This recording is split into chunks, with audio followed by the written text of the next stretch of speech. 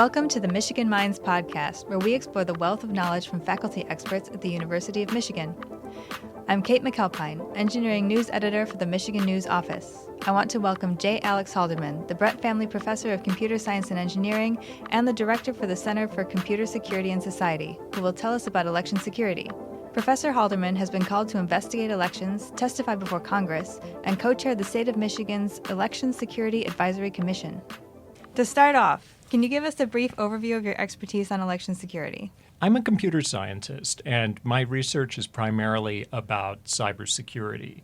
One thread of that for many years has been the security of election systems. So modern elections are based on computer technology inherently. We use computers to register to people to vote. We use them to often cast votes. We use them to count votes. We use them to report votes. And all of that rather complicated modern computer technology raises security questions because we've got to make sure that it's secure, that it's going to be trusted by the public, and it's going to be worthy of that trust. So going back now almost 20 years, one of the things that I've done in my research is examine and do security reviews of election equipment, systems for casting and counting votes. What are the key attributes of a secure election process?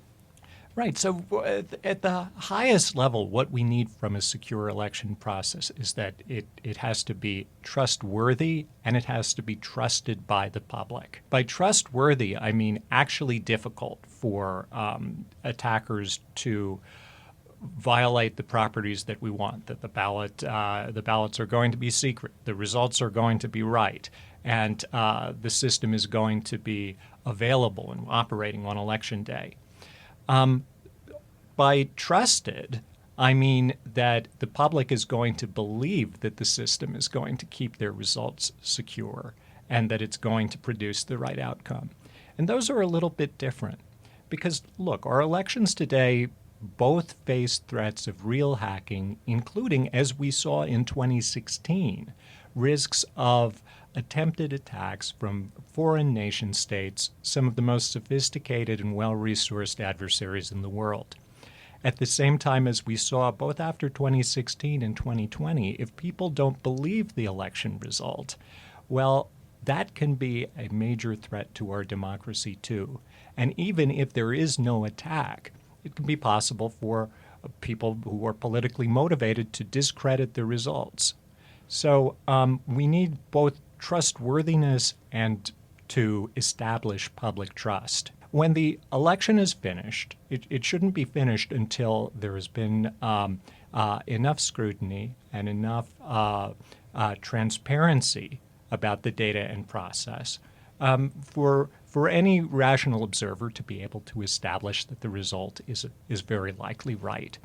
Now, traditionally, quite often, we say, or the way our elections work, the public is expected to believe the result because there's no obvious sign of a problem. Right? We're asked to trust the people and the technology involved. And I know lots of election officials, and by and large, they're extremely trustworthy, upstanding people who really care about what they do. But at the same time, I don't think that the public should be required to trust them in order to be able to have faith or confidence in the results, rather than this kind of faith-based approach that we've taken, where you have to trust your election officials and the technology involved.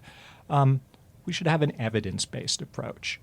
Now, what that looks like in practice is there are two really important core components. One is recording votes on pieces of paper, right? Ballots marked by voters when they can, and for voters who need some kind of technological assistance, that's okay. But people who can vote by marking a piece of paper should be doing that. And then two, we need a public process that inspects enough of that paper to establish with high statistical confidence that the result is correct. And this is called a risk-limiting audit. And that's something that the National Academies has called on every state to do for every major contest. We're still, unfortunately, at the point where not all states have paper trails of any kind. There's one left that has no paper. Several states don't have paper that's marked by hand for the majority of votes. And only a few states are regularly conducting statistically rigorous audits to ensure that the results, that the outcome matches what's on those pieces of paper. What you get with a system like this is you get a system where problems with the election technology cannot affect the ultimate outcome, right? Because a piece of paper marked by hand can't later be changed in a cyber attack. And any error or any attempted fraud during the electronic counting process would be surfaced and corrected by that kind of risk-limiting audit I'm talking about. So these are components that can generate a process that produces evidence through observation of that auditing process, through humans looking at the pieces of paper, that the election outcome was right. And it's a process that is resilient to any error or hacking of the computer technology involved in the casting and counting process. So how does it feel to be in computer science and be like, the computers can't hack this, we need to go back to paper? Well, it may seem retrograde to be calling for paper ballots, but that's almost the universal recommendation of security experts when it comes to voting. And really, when you think about it, it's kind of a high-tech defense here. In any kind of critical system, if we can have a physical fail-safe, that's going to be much, much better than not being able to rely on one. So, for instance, in modern aviation, we rely on sophisticated satellite-guided computer navigation systems, but still, by law, every aircraft has to have a magnetic compass in the cockpit just in case those computers fail. Or if you're driving your car, you really want there to be some kind of physical linkage between the brake pedal and the brake, just in case the electronic systems in your car stop working for whatever reason. So having a physical fail-safe in elections, what that looks like is the paper ballot. And these actual physical records we can go back and check independently of the election technology. So how has the field changed now, as you were saying before, that we have political candidates who are using election vulnerabilities to undermine confidence in election outcomes? How does that change the field of election security? Oh, gosh, it's made it just so much more complicated to pursue greater security in election systems.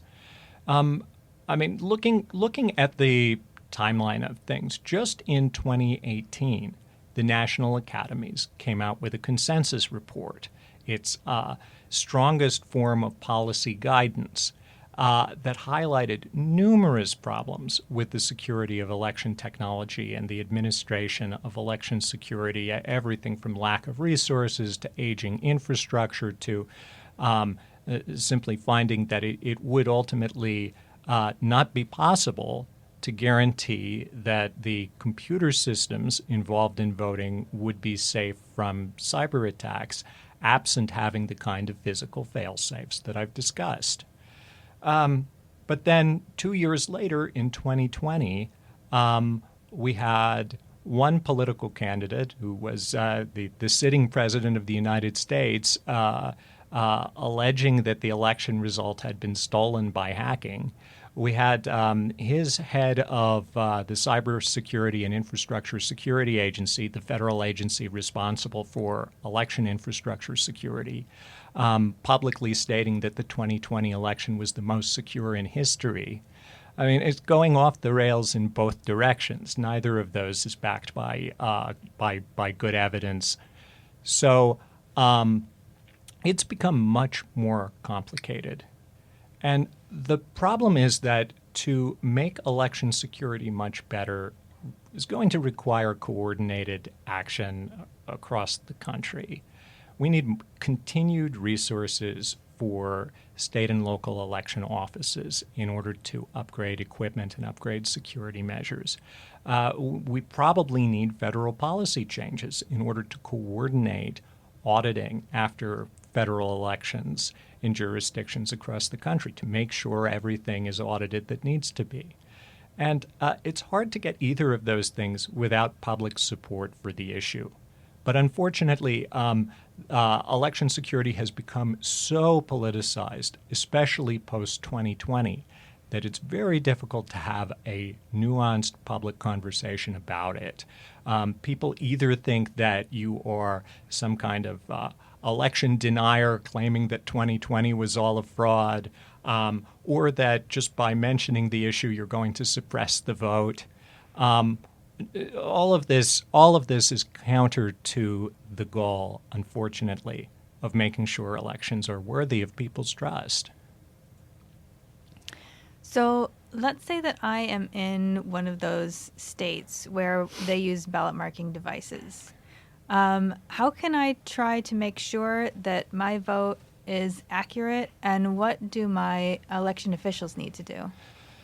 Right. So how you vote, what the risks are going to be, and what you can do is going to vary a lot based on where you live. In Michigan, for instance, essentially every ballot is recorded on a piece of paper, and the vast, vast majority of those pieces of paper are marked by hand in the way that scientists recommend. So we're in relatively good shape. But other places, for instance, the state of Georgia, they use a very different voting system where every voter who goes to a polling place is going to use a touchscreen computer to mark a ballot that then gets printed out and scanned in and counted by machine.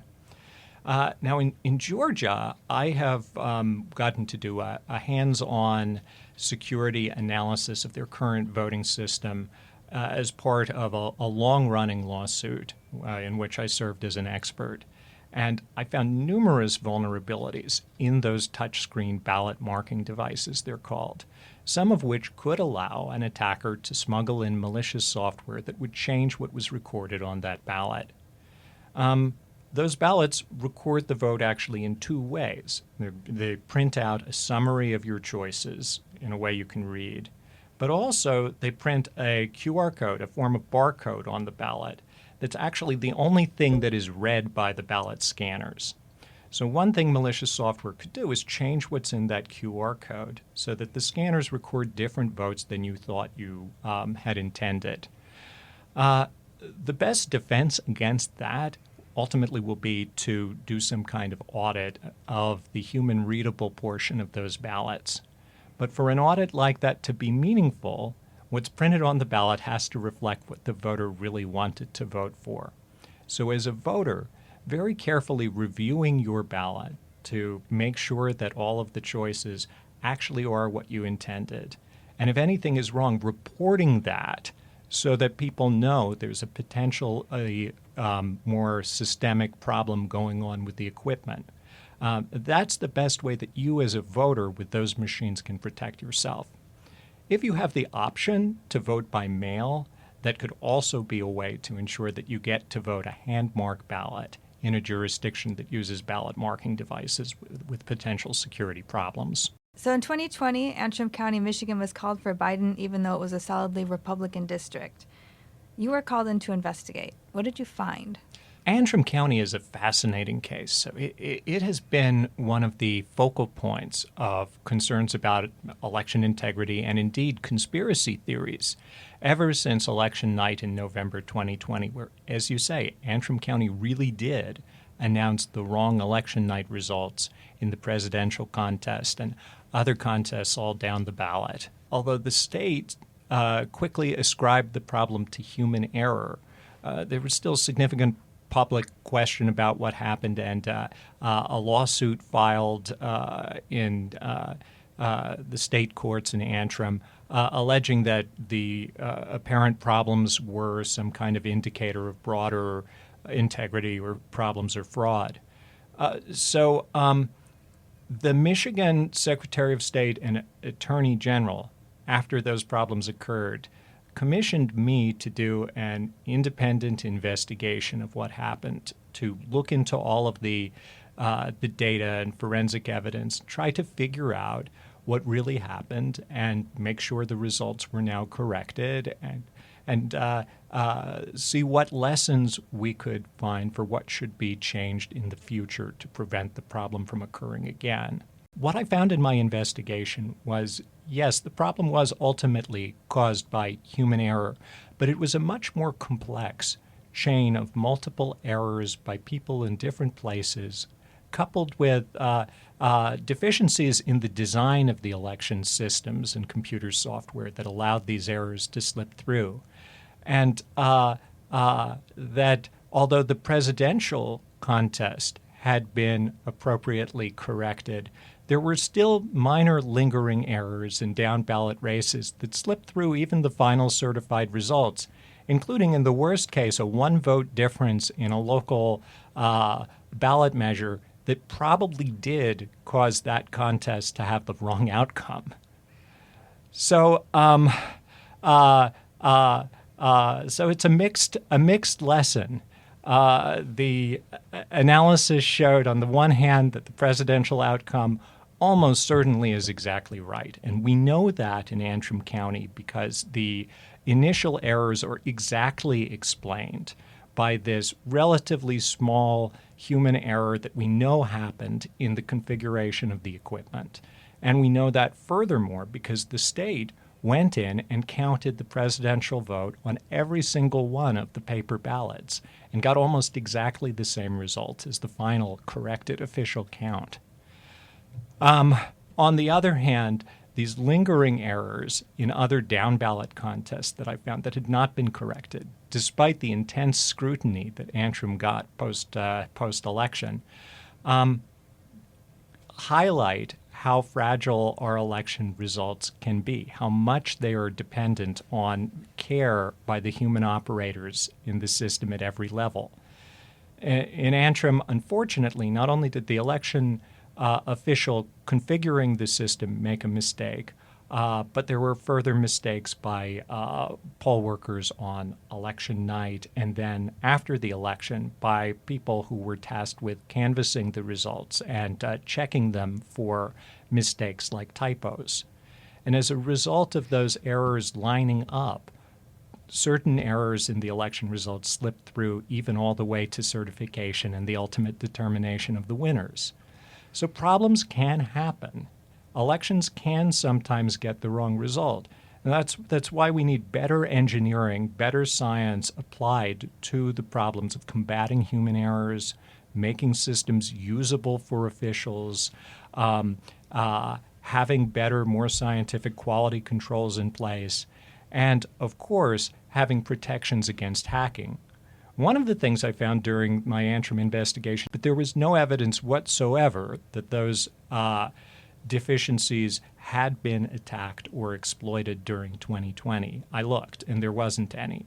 We learned certain things that should be corrected for next time.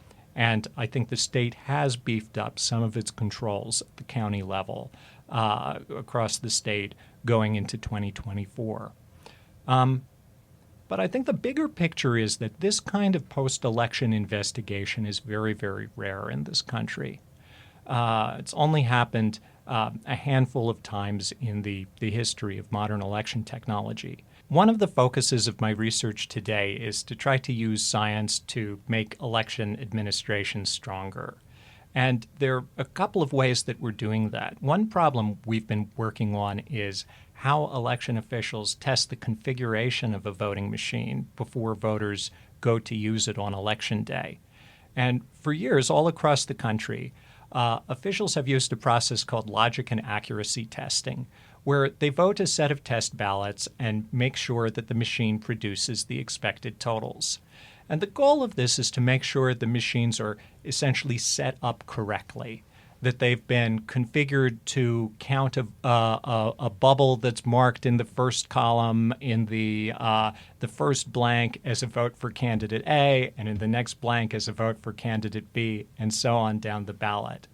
If that kind of configuration is mistaken or doesn't match what's on the printed ballots, the machines can count the ballots in the wrong way. And a version of that affected parts of Antrim County in 2020.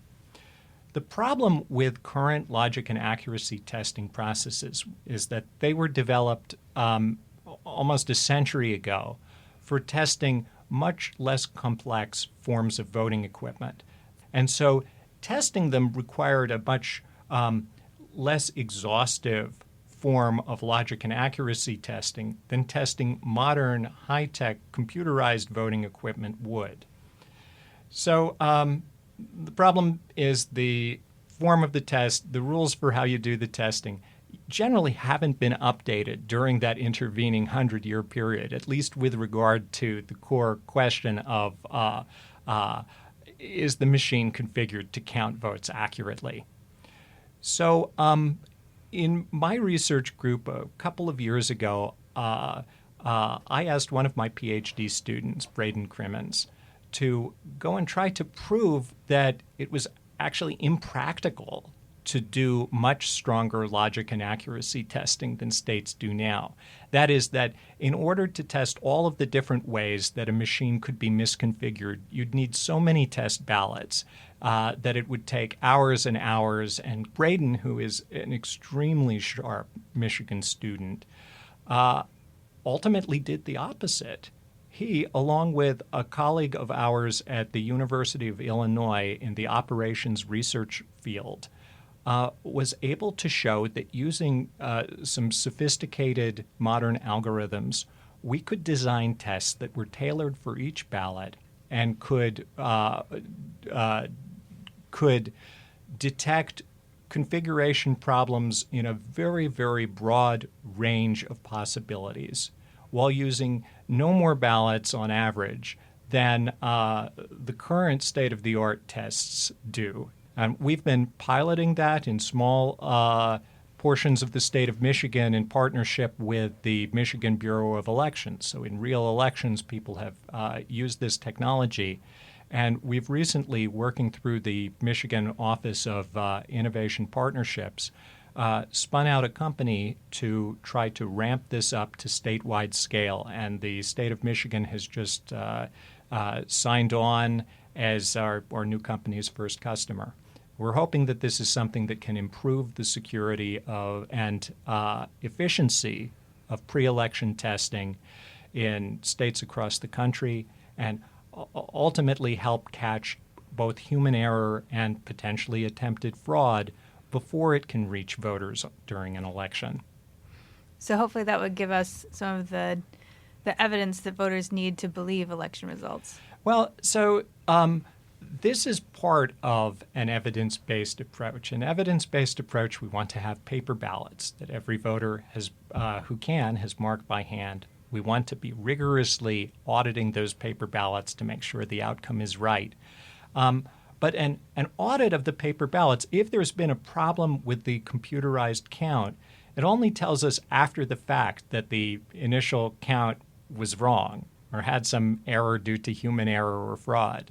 What logic and accuracy testing can help with is heading off problems before they can affect the count, or glitches before they can affect voters and generate those disturbing headlines that something had gone wrong. So the two go hand in hand. But there are certain types of human errors or even relatively easy modes of attempting fraud that logic and accuracy testing can catch first and catch early. It can't catch everything that could potentially go wrong with a voting system, but it can head off these common or easy modes of error and fraud before they shake voters' confidence. In all your investigations and the investigations of others that you've read, have you seen any evidence that an election was hacked? It's extremely important to bear in mind that while election systems really do have certain vulnerabilities that need further attention from the public, there is no good evidence whatsoever that those vulnerabilities have been exploited to change the outcome of any past U.S. election.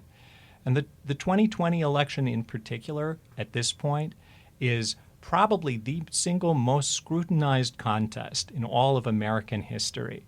And despite state audits and investigations, independent scrutiny from parties all over the country, there is at this point no good evidence whatsoever that any election, any state contest as part of the 2020 election was affected by error or fraud that could have changed the outcome. There's just no good evidence at all. Thank you very much, Professor Halderman, for telling us about election security. All right. Pleasure speaking with you. Thank you for listening to this episode of Michigan Minds, produced by Michigan News, a division of the university's Office of the Vice President for Communications.